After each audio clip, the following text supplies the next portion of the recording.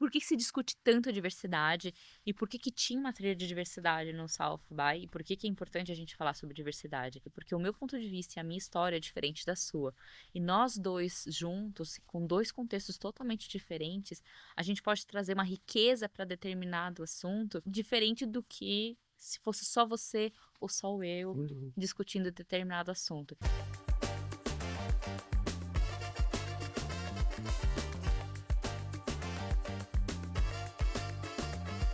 Fala pessoal, tudo bem? Sou o Rodrigo Terra, sou sócio aqui da Monk. Estamos aqui para mais um episódio, dessa vez super especial, um de galho em galho, focado no SXSW 2025, um dos maiores eventos de tecnologia, inovação, música, educação do mundo. E acabei de chegar do evento, temos uma convidada super especial aqui, a Ale Fu. Conheci a Ale no evento e a gente vai bater um papo aqui hoje com a maior profundidade possível, a maior descontração possível, que é a marca do De Galho em Galho e da Monk, e falar um pouco mais sobre tecnologia no evento. Ale, muito obrigado por estar aqui. Obrigada, Rodrigo. Uma honra te conhecer.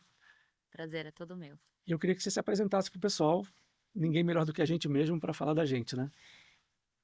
Prazer a todos que estão aqui nos assistindo. Eu sou a Alessandra Fu, mais conhecida como a Ale Fu.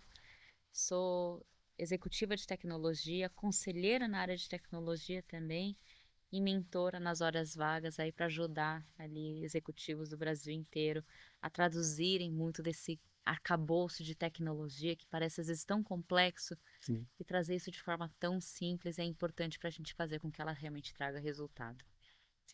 Legal. Então, para quem não conhece, sendo até um pouco repetitivo aqui, foi a minha primeira vez no SGSW. E eu sou um cara já experiente de mercado, já tenho uma carreira longa em marketing, inovação, e eu sempre quis muito ir para o evento. E eu nunca tinha ido. E a minha expectativa era de um evento de muita criatividade, de me tirar da zona de conforto. Eu não queria ir lá buscar respostas, eu queria ir lá buscar perguntas para regerem a minha carreira dali para frente. Eu fui muito feliz nisso, porque eu saí de lá absolutamente encantado com o evento, encantado com a cidade de Austin, que é uma cidade muito alegre, muito receptiva, com as pessoas, tanto do evento quanto da cidade, abraçando o evento, abraçando as pessoas que estão no evento. Eu acho que isso contribuiu muito para o clima da expectativa que eu tinha. Foi sua nona vez? Sétima vez. Sétima vez. Como é que é ter ido tantas vezes e se você sente esse freshness da primeira vez sempre que você vai? A primeira vez que eu fui para o South by, eu ainda trabalhava com a indústria de mídia e entretenimento, né? Apesar de ter trabalhado numa Big Tech, eu atendi o segmento. E eu fui muito com a visão dos meus clientes, então de realmente pegar as tendências, de ter essa interação com o lançamento de conteúdo.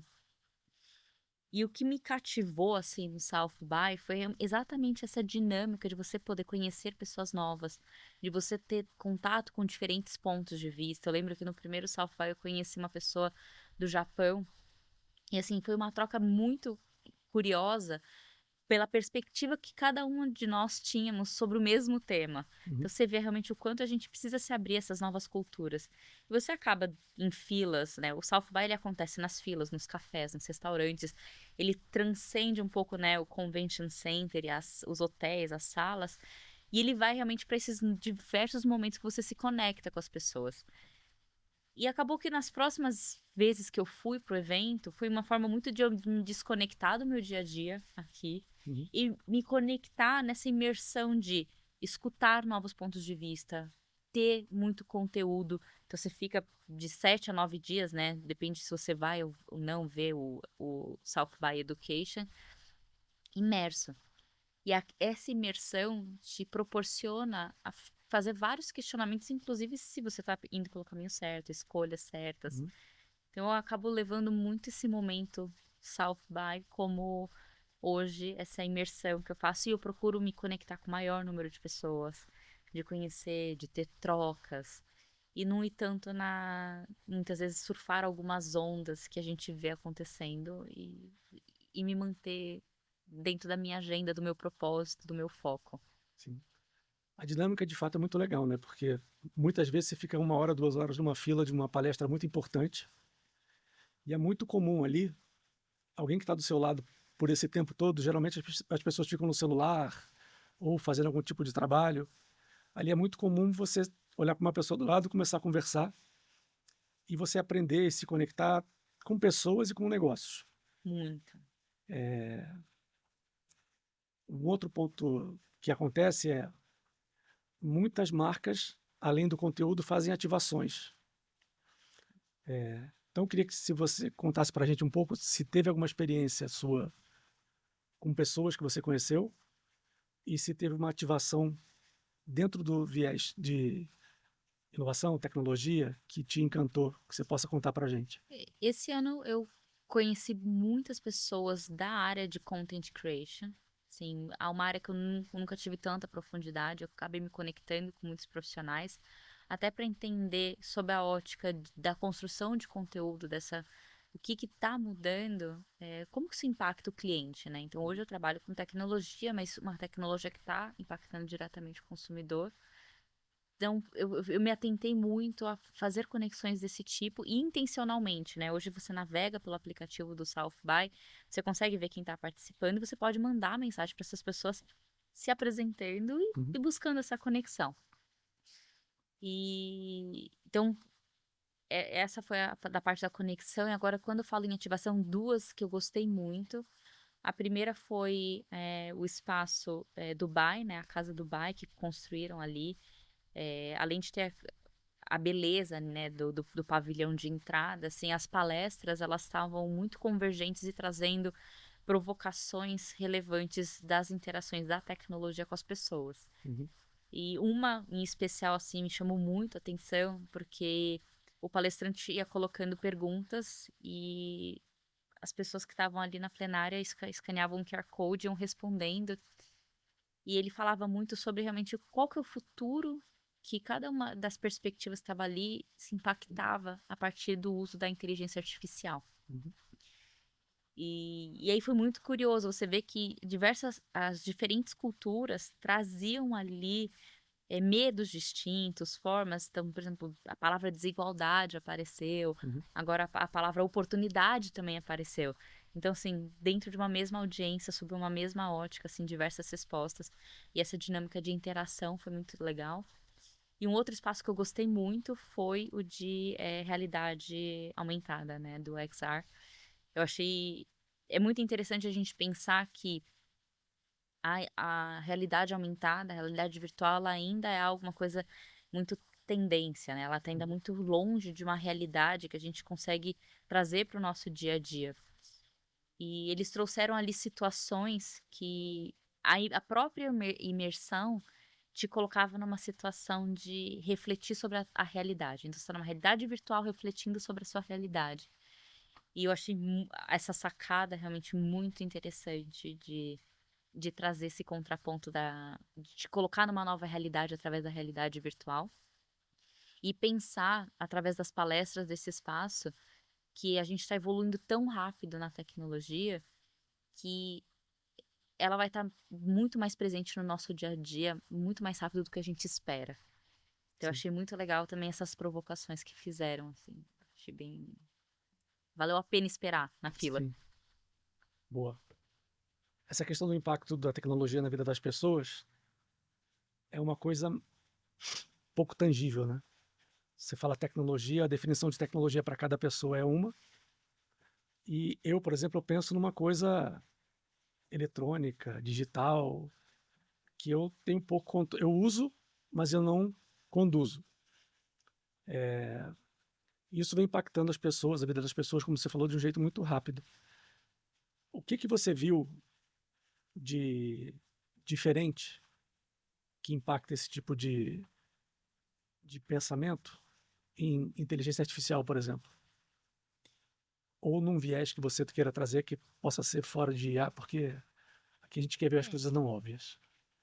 Assim, o evento como um todo, assim, muitas das palestras mais concorridas, inclusive, elas falavam sobre inteligência artificial. Inteligência artificial é uma trilha, mas esse ano, inclusive, eu eu me provoquei a fazer uma trilha que fosse mais para a área de que eu tenho menos conhecimento, que é Quantum Computing. Uhum. Então, eu me coloquei em algumas palestras para entender qual que é a fronteira da velocidade que a gente está avançando da inteligência artificial e como que a Quantum Computing se cruza com essa inteligência artificial e como que a gente vai desenhar ali os próximos 10, 20, 30 anos, né? Como que a gente está evoluindo. Agora, quando a gente fala, assim, uma provocação que não é só desse ano, né? Mas acho que dos últimos anos, o quão rápido a inteligência artificial está avançando e o quão conectada ela está com outras tecnologias. Uhum. Tanto que se fala muito que estamos na era dos superciclos, que se caracterizam pela inteligência artificial, pelos devices, né, conectados, né, com IoT e toda a parte de biotecnologia. Então, quando a tecnologia se encontra com a biologia e você passa a realmente ter essa simbiose nessa transformação. E é muito engraçado porque, sob aspectos, por exemplo, de como a tecnologia está avançando, parece que a inteligência artificial está muito longe do nosso dia a dia, né? Existe aquela barreira, assim, nossa, será que eu estou usando? Como que eu vou usar? Como é que faz?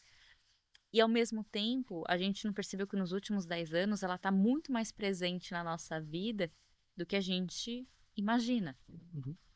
Então, eu reparo muito, assim, eu costumo olhar, assim, qual que é o tipo de relógio que as pessoas estão utilizando.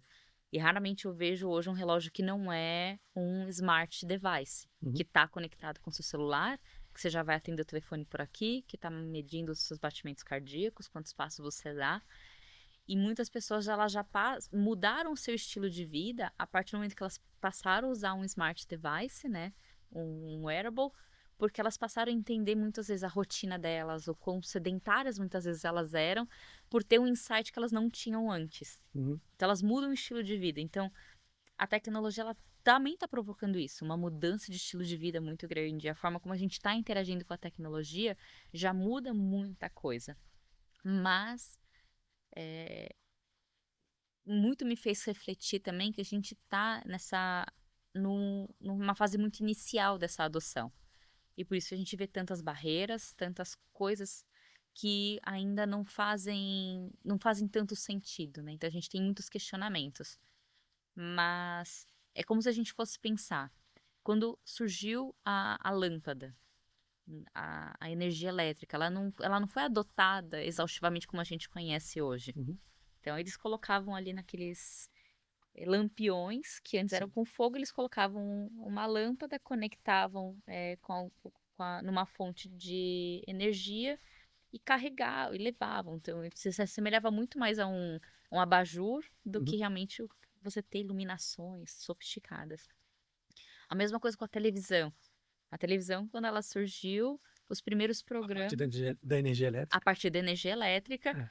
você vai pegar os primeiros programas, ele era basicamente estático como um rádio. Então era alguma câmera gravando uma pessoa falando no modelo que se tinha no rádio. Uhum. Porque teve um tempo de as pessoas entenderem que aquele universo ele abria um novo portal para uma nova forma de se relacionar com o conteúdo, com uma nova forma de você construir e uma nova forma de consumo e novas profissões.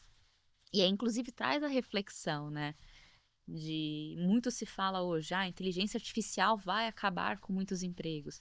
Mas ninguém fala sobre a inteligência artificial vai criar novos empregos. Se a gente for olhar para trás, essa inovação que a gente teve, né, essas novas tecnologias que a gente teve nos últimos 30, 40 anos, elas acabaram com muitos empregos. Uhum. E outros surgiram. Então, muitos dos empregos que a gente tem hoje não existiam há 20, 30 anos atrás. E nem a dinâmica de trabalho que a gente tem hoje não existia 30, 40 anos atrás. Então, daqui 30 anos, só que agora acho que muito mais rápido, né? Daqui 5, 10 anos, realmente ou novos empregos vão existir e novas dinâmicas vão existir. Então, eu me conectei muito com tentar esse olhar pro conteúdo de para qual direção que a gente está indo? Como que a gente está construindo isso? e tomar um pouquinho desse protagonismo de como eu quero atuar para fazer essa construção nesse novo momento de transformação. Sim. Tem uma reflexão que eu tive ali te ouvindo falar e um pouquinho do que eu venho vivendo. Eu acho que na época da televisão, dessa passagem do rádio para um rádio com visão, né? Seja, existia um tempo de maturação para aquilo. E depois, quando começou a ter movimento e dinâmica na televisão, teve um tempo de maturação para aquilo. Hoje em dia, com a velocidade da tecnologia e a promessa do não conhecido da inteligência artificial, a gente tem muito pouco tempo para ter alguma maturidade nas coisas. E isso, de certa forma, é uma ameaça. Quem não viu Adolescentes no Netflix ainda deve ver. Mas hoje existe uma necessidade muito grande de saber tudo e se conectar com tudo. Os pais começam a não ter tempo para os filhos começam a não ter tempo para ter amigos, e isso vem acontecendo devido à velocidade da tecnologia. Quando eu falo em IA, eu estou exponenciando isso na velocidade, e eu estou entregando para a IA coisas que eu deveria me aprofundar, estou pedindo para alguém fazer para mim. Isso já é muito louco na minha cabeça. É. Aí, quando eu penso em processador quântico, eu falo, cara, a gente vai explodir. As pessoas não estão colocando o tempo que eles ganham na IA na vida pessoal. Elas estão trabalhando mais. Então, dentro desse paralelo, e aí buscando o que você começou a falar, passando pela tecnologia atual com IA e a computação quântica, o que você vê, né? Porque isso é para agora, isso é para depois, o quanto isso vai potencializar ou não esse momento difícil que a gente está passando. Eu vou dar 2 passos para trás antes de responder a sua pergunta sobre quanto, que é acho que você trouxe uma reflexão que é muito legal, que é essa consciência. Uhum. Porque muitas vezes a gente tá vivendo, tá fazendo, tá deixando acontecer, mas a gente não tem a consciência sobre as decisões que a gente está tomando. Então, em teoria, quando a inteligência artificial ela passa a fazer mais parte da rotina das pessoas, com a promessa de criar um nível de automação maior, e também de produtividade, eu estou então produzindo mais com menos tempo e estou tendo mais tempo para outras coisas, ou estou produzindo muito mais com o mesmo tempo e ainda quero fazer mais coisas. Uhum. E aí você deixa de lado, o cérebro humano tende, né, a deixar de lado coisas que dão mais trabalho e fazer coisas que dão menos trabalho e mais prazer. Uhum. Então, o quanto eu tô deixando de fazer coisas difíceis e importantes porque a IA tá me ajudando a fazer coisas que eu gosto mais e são, enfim, fazem parte do dia a dia. Então, tem toda essa reflexão da responsabilidade que a gente está trazendo a IA para o nosso dia a dia, né? A inteligência artificial. E o quanto a gente está realmente entendendo o impacto dela. Porque ele é um impacto um pouco silencioso.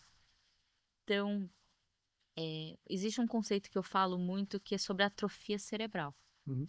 Se você fica sem fazer exercício 1 ano, 2 anos, você sente o seu corpo, já seus músculos, eles ficam fracos. Você tem dificuldade de subir uma escada. Agora imagina só, você está 1 ano, 2 anos, delegando 100% do seu raciocínio por um chat GPT, qualquer coisa. Se esquece de pensar. Sim. Você perde o seu nível de criatividade, você perde o seu nível de realmente senso crítico, e você realmente está delegando toda a sua capacidade intelectual para um modelo algorítmico. Uhum. O quão arriscado é isso para o indivíduo e o quanto isso realmente leva para o âmbito de uma organização, das empresas, um risco de você virar, tipo, todo um copy-paste, né, do que um modelo algorítmico está trazendo. Sim. Você perde, tipo, o que diferencia uma pessoa da outra, o que diferencia empresas e marcas de uma das outras. Então, acho que tem um ponto muito interessante que é, por mais rápido que a tecnologia avance, a gente tem que tomar muito cuidado sobre a responsabilidade que a gente tem sobre a adoção dela. E tem um segundo aspecto que eu acho muito importante, que é essa preocupação com as novas gerações. Quem nasceu já na era da internet Você imaginar um mundo sem internet é muito difícil, né. Eu ainda fui na minha infância, eu fazia pesquisas em enciclopédias, eu passei por esse momento de fazer mapas com papel vegetal. Você tem que passar um texto aqui embaixo falando enciclopédia era um... Vamos legendar. Só que no momento que eu cheguei na faculdade, eu já não tinha mais isso, eu já fazia pesquisas no tipo, em buscadores, eu já tinha todo um arcabouço, tipo, milhares de ferramentas que eu podia utilizar, e a biblioteca, a gente era pressionado a ir pra biblioteca, tipo, não, tem que trazer referências da biblioteca. Hoje em dia, fazendo MBA, quando a professora fala de ir pra biblioteca, as pessoas falam assim, não, tipo, não existe isso. Então, eh, isso tudo evolui, só que daí existe uma preocupação. O que que eu estou passando para essa nova geração que está entrando agora, que já nasceu na era da inteligência artificial, como ela se relaciona com essa tecnologia? Porque ela cria tudo muito fácil. Esse meu filho tem 8 anos, e eu ensinei ele a usar, né, os modelos, né, ChatGPT e etc.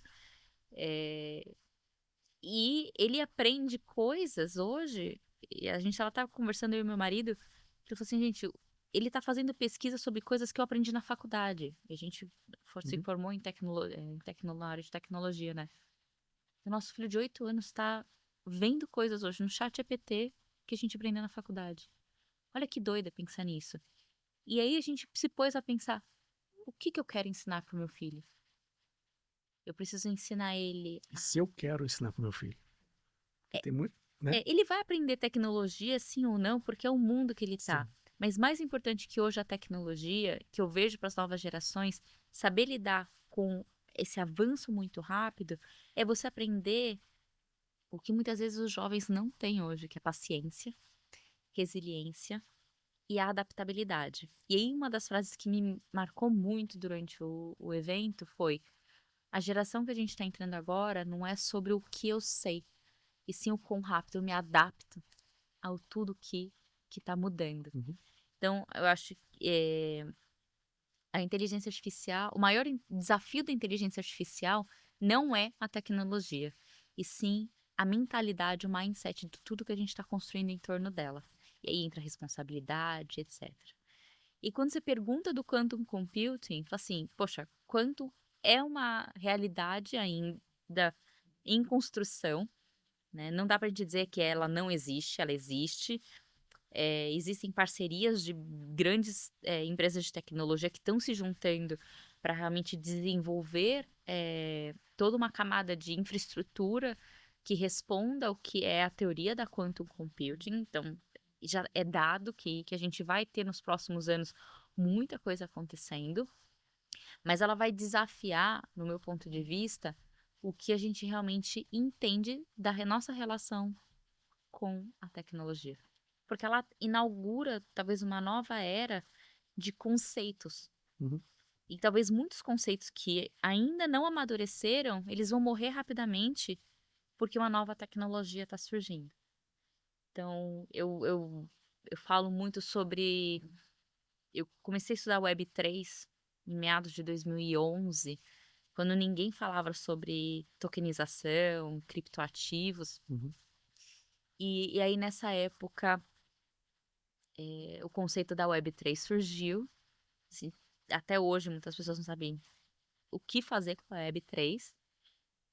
Existem muitos estudos e discussões que é a parte toda de cripto, de tokenização. Ela pode ser solução, inclusive, para muitos dilemas que a gente tem da própria inteligência artificial. Uhum.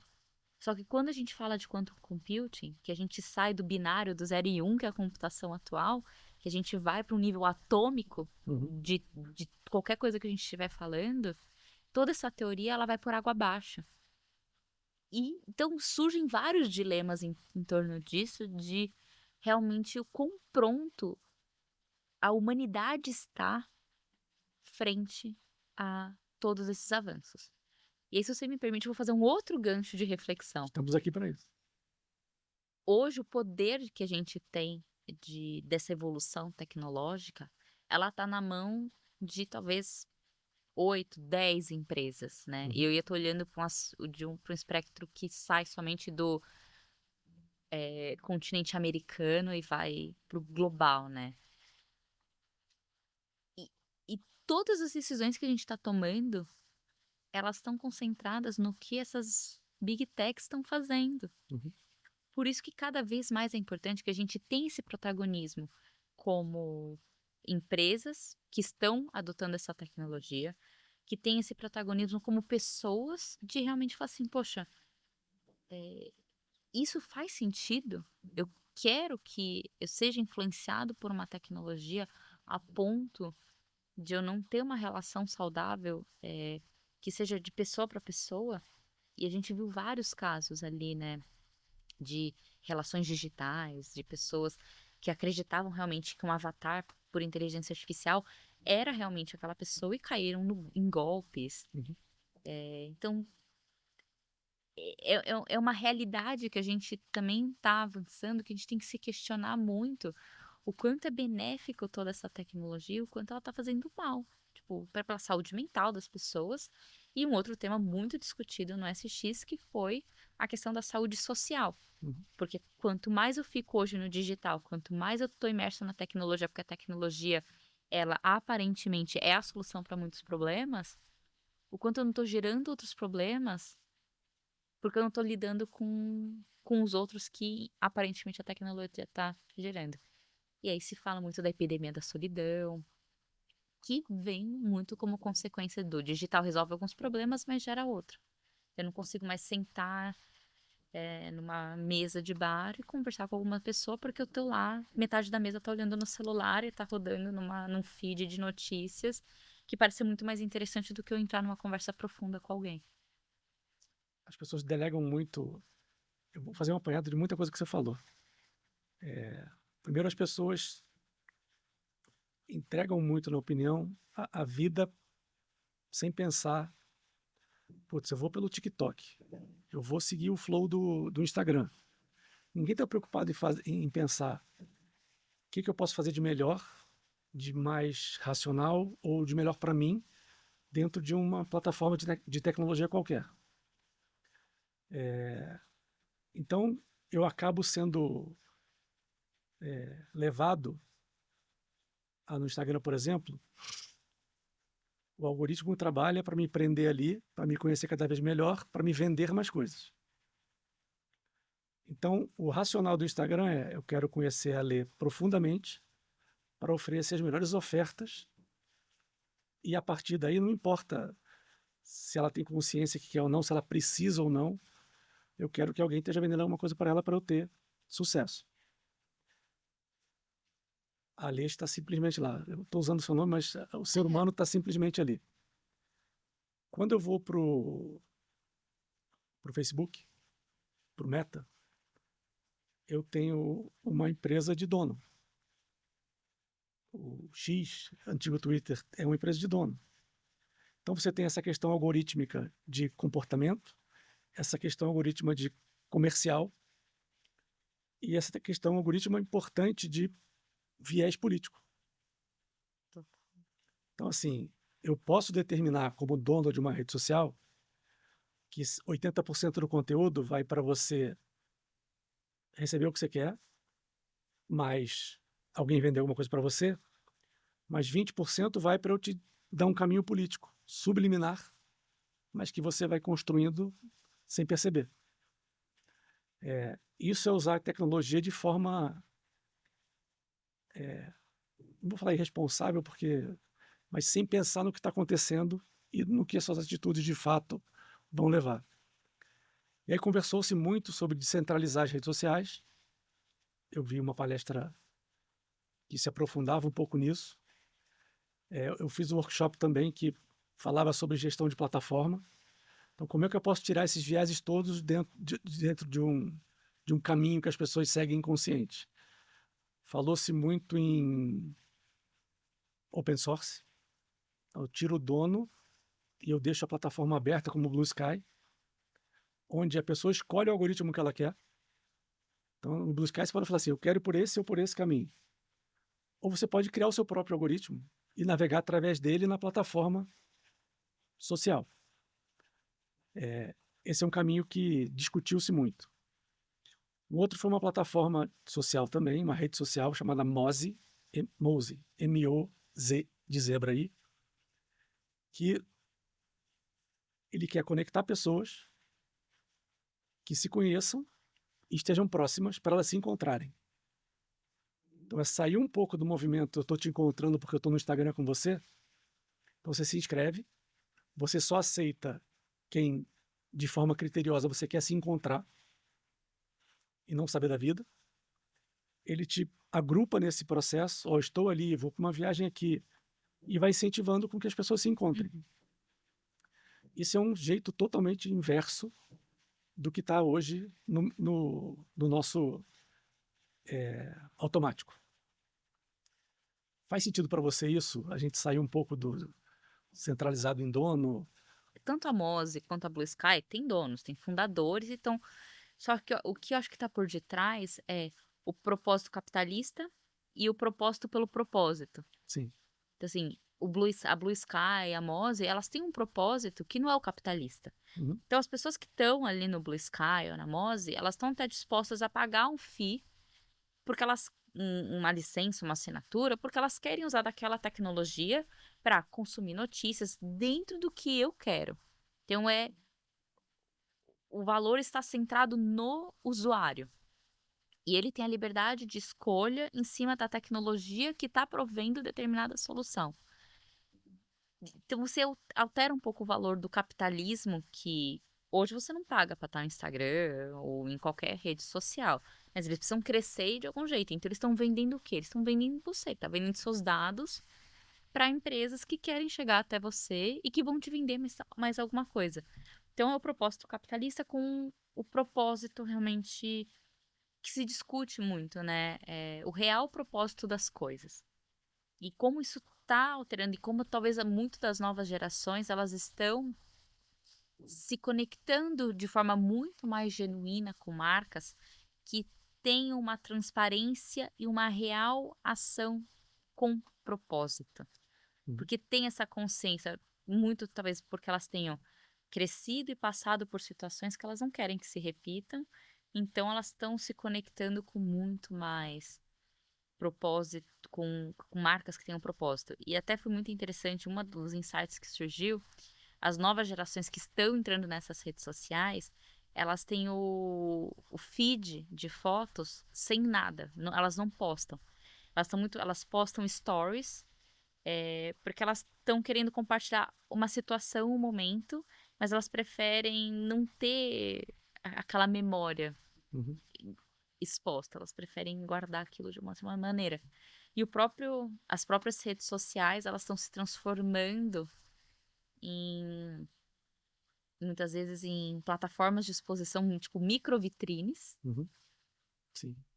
e saindo dessa característica do social.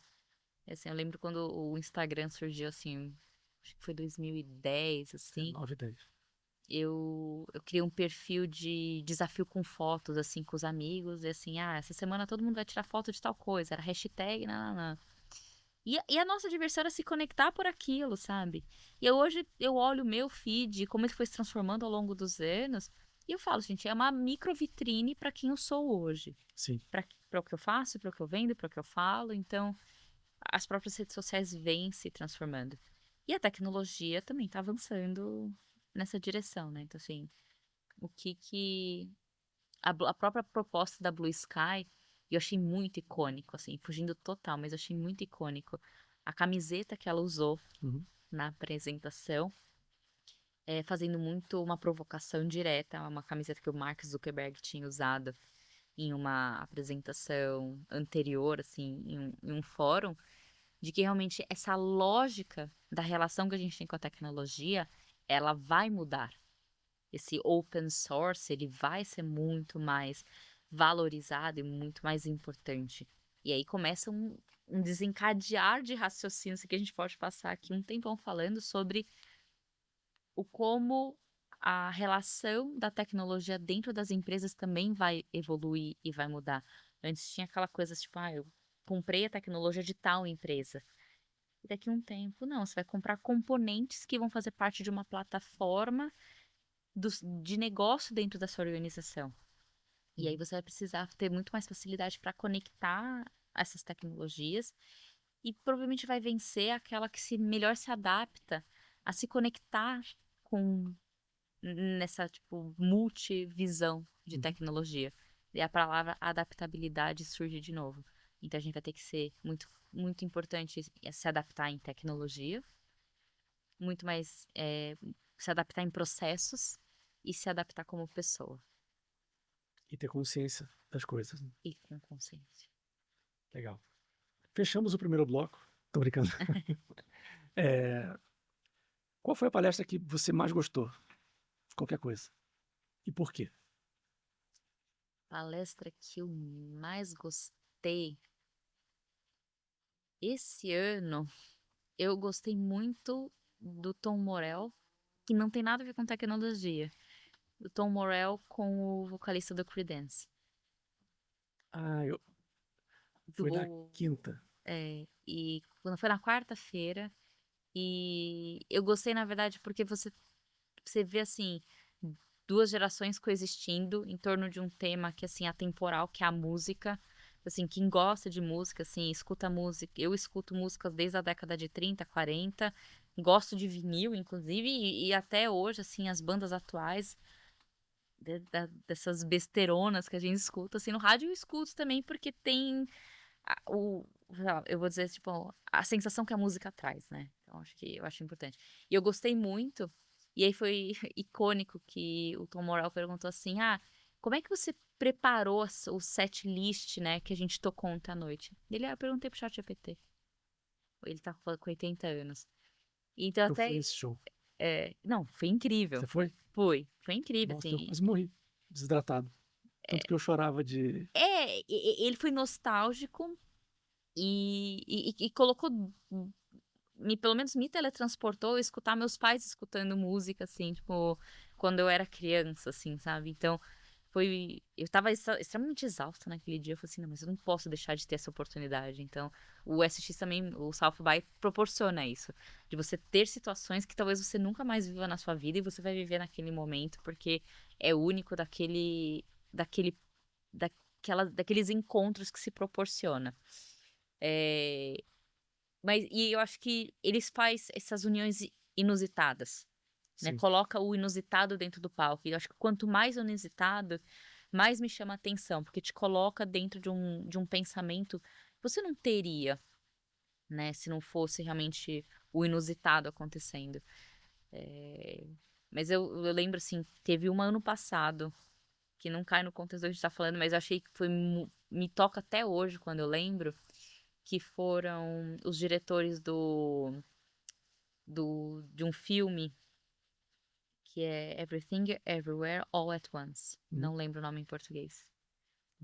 E os Daniels. E eu fiquei na sala, na verdade, só porque eu tava vendo a palestra anterior e eu queria ver a palestra depois da deles.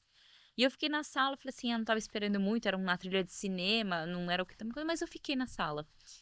E eles começaram a apresentar ali o contexto do filme que eu vi, e no momento que eu vi o filme a primeira vez, porque concorreu ao Oscar, eu falei assim, gente, o filme é sem pé nem cabeça. E aí, quando ele começou a explicar o contexto de como eles escreveram o roteiro e como eles dirigiram, que era a história da própria vida dele, porque ele é descendente de chinês, e aí conectou com um lado pessoal meu, e ele trouxe o Ikigai, que é aquela metodologia Uhum. japonesa, né, de você falar sobre o que eu gosto, que eu, o que eu quero fazer, o que eu sou bom em fazer, o que eu faço para ganhar dinheiro. E ele trouxe todo aquele contexto. Eu falei assim, meu Deus do céu, que coisa assim, me tirou de um senso, tipo, de como eu tava pensando sobre a minha vida e fez eu pensar diferente. O filme é tudo em todo lugar ao mesmo tempo. Uhum. Assim, eu acho que eu vi o filme depois de novo com outro olhar, com outra perspectiva, e eu acho que quando vai pro South by, quem não foi, vai ainda, procure também ver essas trilhas do inusitado, porque são delas que saem, acho que os maiores insights que a gente pode ter em relação ao que o mundo tá passando e como que ele tá encarando. E aí isso me traz uma outra reflexão, que é o quanto da inteligência artificial que a gente vê hoje não estavam no Matrix de 20 anos atrás. Sim, Inclusive, teve uma reportagem que eu li que parece que mais de 20 patentes que a gente tem hoje saíram do filme Matrix. caramba. Então, se a gente. E teve um filme que lançou agora no South by, que era O Cubo, que ele também traz uma série de inovações, etc., que me faz pensar. Então, se você pode pensar e imaginar, você pode fazer. Então, tudo que a gente vê hoje de o que é meio futurista e fora da caixa, vai acontecer. Já diziam os Jetsons na minha infância, no desenho. Então, a gente tem que refletir um pouco Tô sobre viajando aqui já. que a realidade, ela tá aí.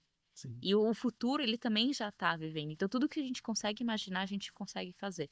O que, em relação à inteligência artificial, e que eu acho que muito da responsabilidade que eu me coloco hoje como profissional é como a gente traduz isso, o que muito para muitos é complexo, a gente torna simples, para se tornar também responsável por tudo isso. Porque a tecnologia, ela pode, ao mesmo tempo que ela distancia, Uhum. ela aproxima, ela também distancia. Sim. E essa distância ela tá ficando cada vez maior em muitos aspectos, do micro ao macro. Então, a gente precisa ter muita responsabilidade. Tem alguma coisa que você se arrependeu de fazer esse ano? Ou de não fazer? Na verdade, eu vou pegar os últimos 2 anos, Uhum. né? Eu, eu queria ter aceitado menos coisas e ter realmente ficado mais comigo e com a minha família. Mas aí eu vivo aquele dilema mas eu preciso levar essa mensagem de realmente do impacto da tecnologia, dessa transformação para cada vez mais pessoas. Então eu acabei me colocando em muitos compromissos que às vezes me tiram de casa. Então, se eu pudesse ter 48 horas no dia que eu não tenho, eu Você queria? continuaria. Não, né? Sei lá. Não, mas eu acho que se eu pudesse voltar assim, fosse assim, poxa, talvez aceitar menos coisas e realmente fazer escolhas mais é, acertadas, assim, e não me colocar 100% na responsabilidade de transformar o mundo. Entendi. Acho que compartilhar a responsabilidade com mais pessoas. Para mim, foi a minha primeira vez e eu sempre escutei que era um evento de FOMO. Você quer estar em todo lugar ao mesmo tempo, aprendendo tudo. E eu acho que o meu primeiro reflexo sobre isso tem até uma certa arrogância. Não vou ver as palestras mais famosas, vou buscar coisas alternativas.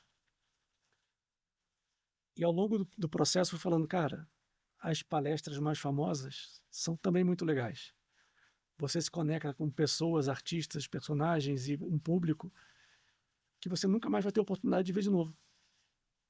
Então, atores de Hollywood, presidentes de empresa, grandes pensadores, grandes escritores. Não adianta eu ver ele depois no YouTube. É legal ver que ele está ali, viver aquilo, que é um pouco do que eu acho que É o fator wow. é. Então eu me desconectei desse logo no começo. E aí o segundo passo que eu passei a por foi eu entrava nos lugares, acabava o dia, eu sentia um fomo real de eu preciso saber tudo o que aconteceu para poder conversar com todo mundo. Isso me trouxe uma angústia de atingir o impossível e que eu não tive consciência na hora. Eu só fui porque eu queria estar em todos os lugares. E aí o meu terceiro movimento foi falar, cara, vai, conversa com as pessoas a partir do que você viu e não do que ele está trazendo para você, porque o que ele trouxe, mas o que você trouxe é a doce delícia do repertório e é o que vai fazer depois a gente evoluir para um caminho mais amplo, assim. Sim. Então, esse foi o meu caminho para me adaptar ao momento do SXSW e que só no final eu consegui curtir. E o show do Eu não, assim, desde o meu primeiro, eu era muito seletiva em que shows ir, ou que happy hours ir, ou que eventos ir, porque, assim, pra quem já foi, vocês sabem o quão frenético é, mas pra quem nunca foi, é um momento, assim, é um Sim. realmente é um evento e múltiplos eventos dentro de um evento. Eu acho que muito do que eu falei pra você da minha vida, né, eu falei muito na perspectiva do Claro. minha vida pessoal de ter aceitado menos coisas, eu acho que se transfere um pouquinho para o South by, mas eu aprendi isso ao longo dos 7 anos, que é não colocar tantas coisas numa agenda. Então, porque me permitir entre uma palestra e outra, pensar, escrever e, no ali no Expo, né, que tem embaixo, conhecer startups, se conectar com as pessoas, ver um pouquinho do que na teoria está acontecendo na prática, ir até a Casa São Paulo, se tornou um hub de conexão para muita gente. Então, eu organizo minha agenda, falo assim: "Qual que é o meu foco, qual que é o meu propósito?". E eu tenho sempre plano A e plano B. Mas se o plano A e o plano B não derem certo, porque a fila estava exaustiva, por assim, eu vou me conectar com outras coisas. Sim. E eu aprendi a lidar com o FOMO e fui pro JOMO, que é Joy of Missing Out, porque eu estou me divertindo mesmo sabendo que eu estou perdendo alguma coisa, Uhum. mas que vai se tornar um aliado, por exemplo, porque no final eu posso chegar para alguém que foi na palestra e eu vou perguntar: "E aí, como é que foi?". E aí eu vou aprender alguma coisa nova, vou me Sim. conectar com alguém que eu não tinha me conectada. E foi muito engraçado que o South by te permite ser cara de pau.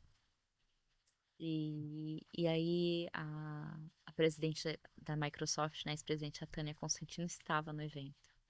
E eu admiro ela, assim, numa proporção, assim, por ser mulher, por ser líder de tecnologia, onde eu parei na frente dela e falei: "Oi, tudo bom? Prazer, eu sou a Alessandra Fu". E engatei uma conversa. Falei assim: "O que te trouxe aqui? O que que você tá achando?". Num mood muito eu estou interessada em saber o que te trouxe aqui, Sim. porque eu te admiro de longe, agora eu tô tendo a oportunidade de te perguntar isso cara a cara. Então isso é muito legal também. Sem dúvida. E o que que você trouxe dessa bagagem e que você já está aplicando no seu dia a dia, no seu trabalho ou com a sua família? Acho que no dia a dia do trabalho, muito olhando para a questão da inteligência artificial, a gente consegue dividir, né, as eras da inteligência artificial em, a era preditiva, depois a gente ficou muito tempo nela, depois a gente entrou rapidamente na era generativa, o generativo já abriu rapidamente o que a gente chama de era dos agentes autônomos, e hoje na era dos agentes autônomos, que foi muito falado no evento, né, do agente to agente, que daqui a pouco não vai ser mais a Alessandra falando com o agente de uma empresa, vai ser o meu agente falando com um agente. E isso tudo traz uma lógica diferente da relação que a gente constrói tecnologia. Uhum. E isso sobrecai por uma área que eu gosto muito, que é a área de processos e pessoas. Essa dinâmica de como a gente trabalha a tecnologia, de como a gente está olhando para as organizações, ela está mudando drasticamente. Então, um exemplo, a IA, a inteligência artificial, muitas empresas elas estão colocando a inteligência artificial sobre o que elas já fazem. E elas muitas vezes estão tratando a inteligência artificial como inovação. E eu já digo, é errado. Uhum. A IA, ela é estratégia. Se você não está discutindo ela como parte do seu negócio, seja ela parte meio ou fim, você já está saindo em desvantagem.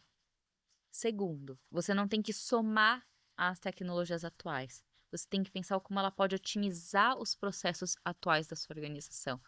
Então, trazer um pouco desse discurso com, com subsídio de pesquisas, inclusive de referências, tem me ajudado muito a levar essa consciência, essas conversas com os clientes, para que eles realmente tenham esse entendimento de que não é mais uma tendência ou é uma fase, é algo que aconteceu e só tende a acontecer cada vez mais rápido as evoluções.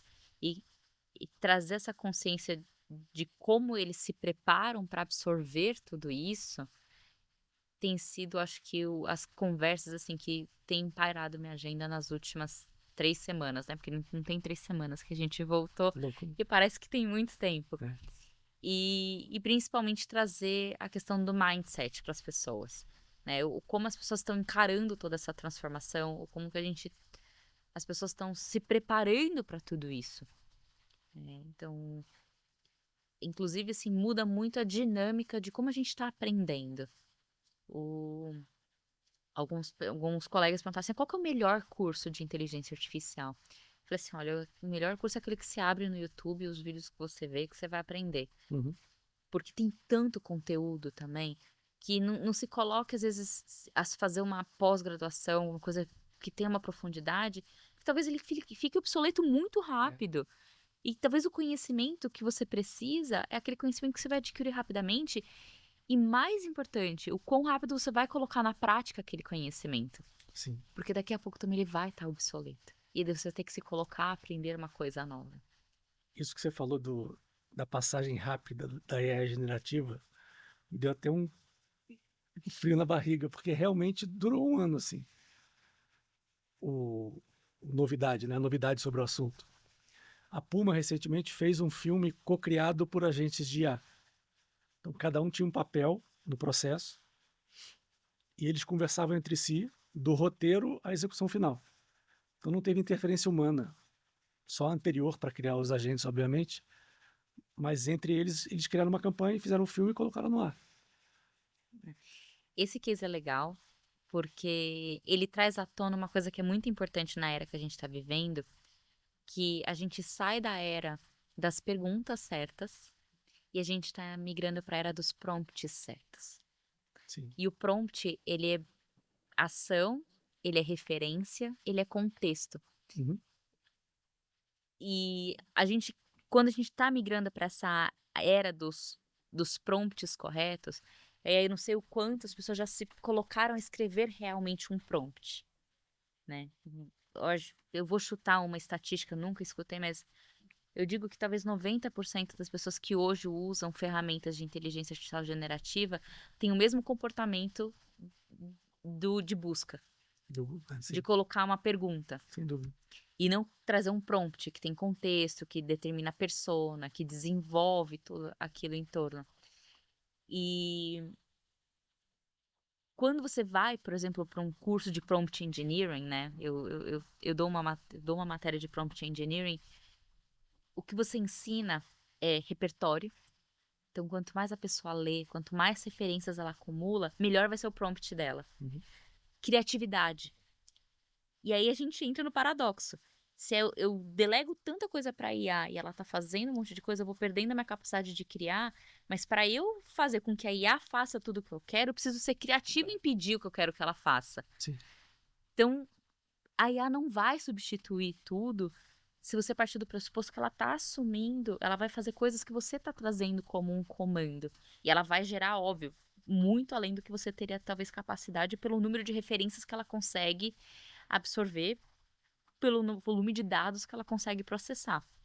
Mas se o prompt não tá, se a Puma não tivesse um prompt muito bem feito, Uhum. o que que aquela inteligência artificial realmente ia Atrapalha, fazer, sabe? né? Então, tem muito disso. E aí cai uma das frases que eu escutei, que eu conecto com isso também, que é a questão do viés. A gente fala assim, o viés algorítmico, o viés algorítmico. Gente, o viés, ele tá por quem tá trazendo os dados e as referências para dentro de um design de padrões que é a tecnologia. A tecnologia em si, ela é um algoritmo que vai trabalhar em cima dos dados que você está trazendo. Então, muitas vezes o viés está dentro do teu próprio histórico de dados, da forma como que você está trazendo Sim. aquele comando para dentro de uma tecnologia. Então, discutir viés também entra um pouco nessa seara de como que eu estou construindo a tecnologia para trabalhar no que eu quero que ela faça para mim.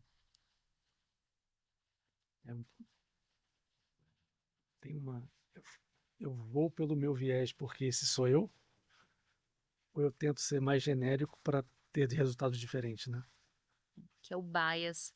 É, tem um livro que foi discutido em um dos painéis que fala sobre um caso, por exemplo, onde uma montadora só tinha engenheiros homens.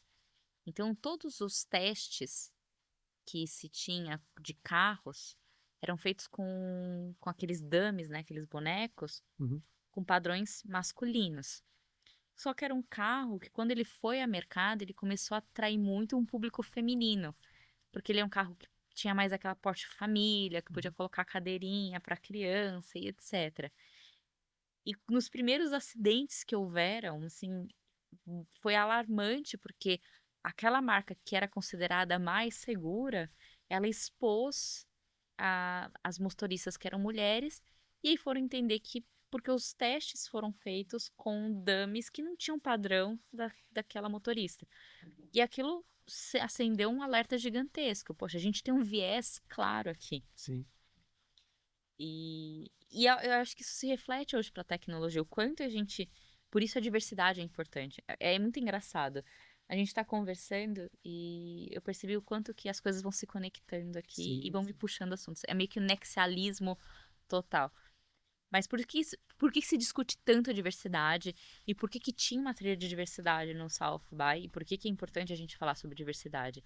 Exatamente por isso, porque o meu ponto de vista e a minha história é diferente da sua.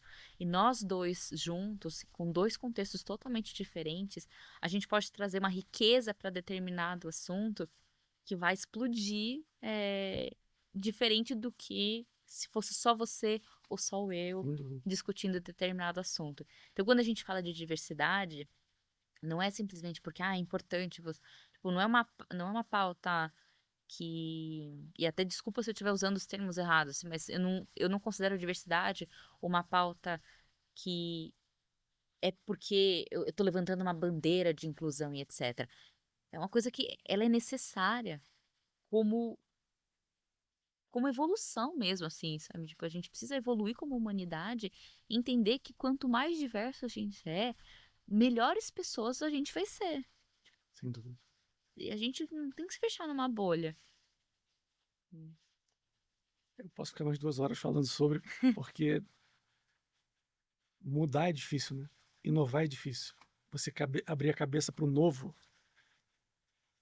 é complicado. Te coloca num lugar desconfortável, te coloca num lugar eventualmente diferente com pessoas que você convive muito, que exige uma mudança de cabeça. Então, inovação, mudança de comportamento, é muito sobre aprender o que está acontecendo, de coração aberto, e conseguindo colocar isso na sua rotina, entendendo a importância de cada coisa. Uma boa reflexão. Independente da tecnologia que a gente estiver falando, a gente está migrando para um modelo onde é fundamental que existam ecossistemas, que a gente se conecte realmente e não haja muito aquela questão das forças, sabe? Porque hoje tudo acaba em discussões, muitas vezes, de polarização, aonde num momento onde, se a gente realmente unir forças, colocar tudo numa perspectiva do ecossistema e de colaboração, a gente consegue vai colher muito mais benefício e muito mais impacto positivo sobre tudo que a gente está construindo. Porque até a trilha de IA no South by, ele trouxe muitos recortes, né? E uma das palestras que